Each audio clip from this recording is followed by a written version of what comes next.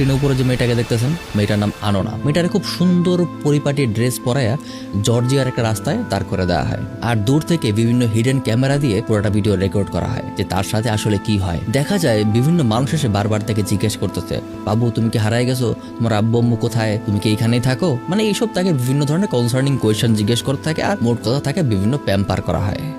তারপর scenario change করে তাকে রেস্টুরেন্টে নিয়ে যাওয়া হয়। এবার তাকে বলা হয় তোমার যেখানে মন চায় তুমি গিয়ে বসে পড়ো, আর রেস্টুরেন্টের ভিতরে বিভিন্ন জায়গায় হিডেন ক্যামেরা সেট করে দেওয়া হয়। তো অনন্যা যখন যেখানে চায়, যার পাশে মন চায় গিয়ে বসে পড়ে। সবাই তাকে বেশ আদরের সাথে অ্যাকসেপ্ট করে নেয়, তাই বলে তুমি কিছু খাবা, এবং সে যখন খায় তার বিলটা পরিশোধ করে দেয়। অনন্যার যেখানে মন চায় সেখানে গিয়ে সে বসে পড়ে। এইবার পুরোটা সিচুয়েশন ঘুরিয়ে দেওয়া হয়।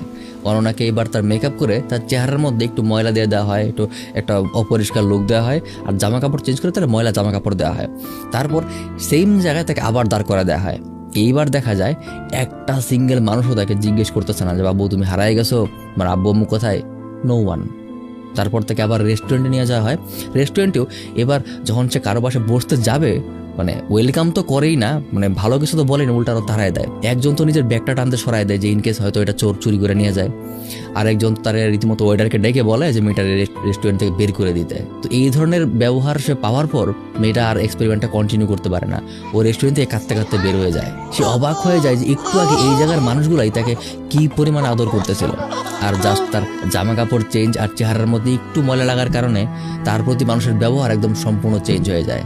এই ছোট্ট মেয়েটা এটা সহ্য করতে পারে না। তো চিন্তা করেন, শুধুমাত্র জামা কাপড় আর অ্যাপিয়ারেন্সের কারণে আমরা মানুষকে কিভাবে ট্রিট করি। আমার মনে আছে আমি ছোটবেলায় একটা গল্প পড়ছিলাম, শেখ সাদি রহমতুল্লাহ আলাইহির গল্প। শেখ সাদি ছিলেন একজন ফার্সি কবি, নট দিস গাই, এই গায়ের কথা বলতেছি না আমি, এইটাই হলো রিয়েল শেখ সাদি।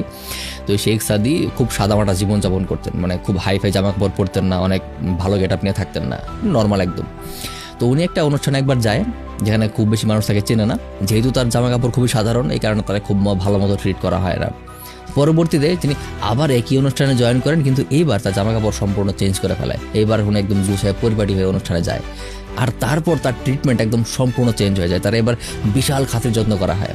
তার সঙ্গে যখন খাবার দেওয়া হয়, তিনি কি করেন, খাবারগুলো না খেয়ে খাবারগুলো জামার পকেটে ভরা শুরু করেন। তো অনুষ্ঠানে যিনি হোস্ট ছিলেন তিনি জিজ্ঞেস করেন যে স্যার আপনি এটা কি করতেছেন, খাবার পকেটে কেন ভরতেছেন?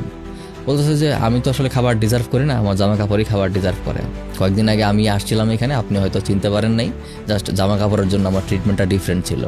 তখন লোকটা মনে করতে পারে এবং তার কাছে ক্ষমা চায়। তো কাইন্ড অফ সিমিলার স্টোরি। এইখানে জাস্ট পুরোটা এক্সপেরিমেন্ট একটা বাচ্চারা দিয়ে করানো হয়েছে। তো বুঝতেই পারতেছেন যে আমরা আসলে দুনিয়ারে কিভাবে দেখি। এখন এটা যে হওয়া উচিত না, এটা আপনিও বুঝেন আমিও বুঝি, ইট লুকস ইমোরাল, খুব ইনহেরেন্টলি ইমোরাল লাগে, যেটাকে